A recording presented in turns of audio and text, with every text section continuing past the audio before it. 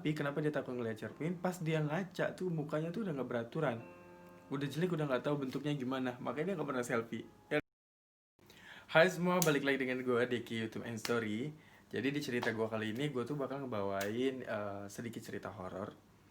Sebelum gue lanjut, jangan lupa di subscribe, like, and share ke teman-teman kalian biar channel gue nih terus berkembang dan terus bisa menghibur kalian. Indonesia pasti memiliki kisah mistis masing-masing yang berhubungan dengan makhluk astral atau yang biasa kita kenal dengan hantu, yang biasanya digambarkan dengan sosok menyeramkan, gentayangan, dan cukup mengganggu di kehidupan manusia. Ternyata setiap hantu yang populer di Indonesia ini seperti halnya pocong, genderuwo, kuntilanak, kunyang, atau hantu jeruk purut ya yang kita paling tahu saat ini, itu tuh dipercaya memiliki asal-usul yang cukup mengerikan dan itu sangat-sangat dipercaya oleh masyarakat Indonesia ya. Hantu yang pertama adalah kuntilanak ya. Jadi kuntilanak ini digambarkan sebagai sosok perempuan bergaun putih, berambut panjang, ya, yang suka mengganggu anak kecil, ibu-ibu hamil atau ibu-ibu yang baru melahirkan. Kenapa dia suka ganggu mereka? Karena katanya dia tuh sebelum meninggal atau dia tuh meninggal pada saat sedang melahirkan. Jadi ketika dia meninggal jadi arwah gentayangan dan dia suka mencari anaknya. Mana anak aing? Tapi nggak perlu khawatir ya, karena ada benda-benda yang ditakuti oleh kuntilanak, seperti halnya cermin, seperti halnya senjata tajam, ataupun sapu lidi. Sapu lidi gue nggak tahu kenapa. Tapi katanya kalau masalah senjata tajam itu karena mungkin dia basicnya sebelumnya perempuan, ya jadi takut dengan senjata tajam. Dan cermin, katanya nih, dia tuh dulu kan semasa jadi manusia dia tuh cantik banget ya. Tapi kenapa dia takut ngeliat cermin? Pas dia ngaca tuh mukanya tuh udah nggak beraturan, udah jelek, udah nggak tahu bentuknya gimana, makanya dia nggak pernah selfie ya kan. Yang kedua, pocong.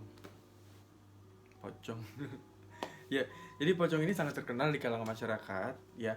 Bahkan banyak mengatakan kalau pocong ini merupakan hantu yang paling menakutkan. Ya sih, gue juga takut. Pocong diem nggak ngerti maunya apa, udah nggak ngerti lah ya. Tapi hantu pocong ini dikaitkan dengan orang meninggal yang tali pocongnya belum dilepas pada saat dimakamin atau dikuburkan ya. Biasanya hantu ini sering dijumpai di kuburan atau pohon pisang atau daerah yang cukup primitif. Nah, tapi itu sebenarnya cuma mitos doang, cuma mitos aja ya. Sebenarnya ini nih cuma perwujudan dari jin atau makhluk halus yang berdandan seperti itu ya. Jadi itu bukan orang yang sudah meninggal atau yang kita kenal, jadi nggak usah disapa, udah biarin aja. Tapi memang tempatnya dia itu suka di tempat-tempat habis kejadian naas ya atau kematian yang secara tidak wajar, atau bisa juga yang suka di jadi penglaris ya. Jangan salah kalian, walaupun begitu dia tuh digunain buat jadi penglaris jualan. Dan emang dia tuh paling suka tempatnya itu di tempat lembab, sunyi ya, atau banyak-banyak pepohonan rimbun gitu, apalagi pohon pisang. Makanya kalau orang tuh sering bilang ada hantu, ada pocong di pohon pisang tuh ya, katanya sih emang begitu. Selanjutnya adalah kunyang atau pokpok. Jadi kunyang ini merupakan hantu wanita peminum darah yang berwujud kepala dan beberapa organ tubuh yang menggantung, yang konon katanya kunyang ini hanya tertarik meminum darah perempuan yang habis melahirkan dan juga bayi yang masih dalam kandungan atau bayi yang baru lahir. Ini bertujuan untuk membuat kunyang ini menjadi cantik kembali dan menjadi manusia seutuhnya. Jadi lebih tepatnya si kunyang ini sebenarnya perempuan penganut ilmu hitam. Nah, si kunyang ini berasal dari Kalimantan ya, dan itu terkenal banget di masyarakat Kalimantan. Nah, buat kalian yang dari Kalimantan, kalau gue salah dengan video ini sorry banget, dan kalian juga boleh komen di bawah ya. Seperti apa pengalaman atau kalian yang pernah bersinggungan langsung mengenai kunyang atau dapat cerita langsung dari masyarakat kalian, boleh komen di bawah. Jadi sama halnya dengan makhluk yang gue ceritain tadi, untuk penangkalnya si kunyang ini juga kepada ibu-ibu yang baru melahirkan atau yang sedang hamil, untuk selalu menyiapkan 3 benda ini untuk penangkal si kunyang datang atau diganggu oleh si kunyang ya. Jadi ada cermin, sisir, dan sapu lidi. Selanjutnya adalah genderuwo atau gendarua ya. Ini mitos dari daerah Jawa, merupakan penggambaran dari makhluk halus atau jin ya, yang wujudnya tuh tinggi besar, berbulu, dan menyeramkan, serem, hitam. Ya, genderuwo ini memiliki istilah asli yang berasal dari bahasa Kawi, yaitu gendarwa. Dipercaya tempat kesukaan hantu ini atau makhluk ini adalah tempat lembab dan sepi, gelap, batu berair, bangunan tua, pohon besar yang teduh, atau sudut-sudut yang lembab. Jadi karena dia tuh dipercaya demen banget sama tempat lembab, rindang seperti hutan.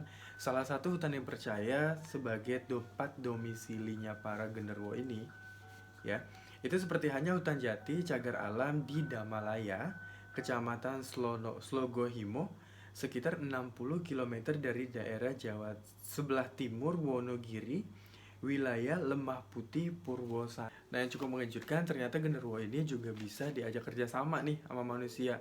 Jadi katanya bagi pelaku togel atau praksi togel ya, yang biasa main judi togel, ini biasanya bisa mengundang si genderuwo melakukan ritual tertentu untuk mendapatkan atau diberikan nomor togel tersebut. Yang tahu ritualnya? Jangan. Yang terakhir adalah sundel bolong. Jadi sundel bolong ini diberitakan atau dikabarkan ia merupakan seorang perempuan yang awalnya seorang perempuan yang lagi hamil tua, tetapi mendapatkan tindak kekerasan atau diperkosa oleh orang yang tidak dikenal hingga meninggal dunia atau mati, ya. Jadi arwahnya itu sampai sekarang itu gentayangan untuk menuntut balas bagi siapa yang melakukan kekejian tersebut. Dan dikabarkan anaknya itu menjadi tuyul sundel bolong yang bentuknya putih, berambut panjang, punggungnya bolong. Nah, sebenarnya legenda sundel bolong ini berasal dari negara tetangga kita atau Malaysia. Makanya gue juga kurang dapet informasinya, jadi dikit banget informasi. Yang tahu boleh komen di bawah. Oke, terima kasih semuanya yang udah klik video gue, yang udah nonton video gue sampai sini. Jangan lupa buat ngedukung terus channel gue kali ini biar terus berkembang. Jangan lupa di subscribe, like, dan share ke teman-teman kalian.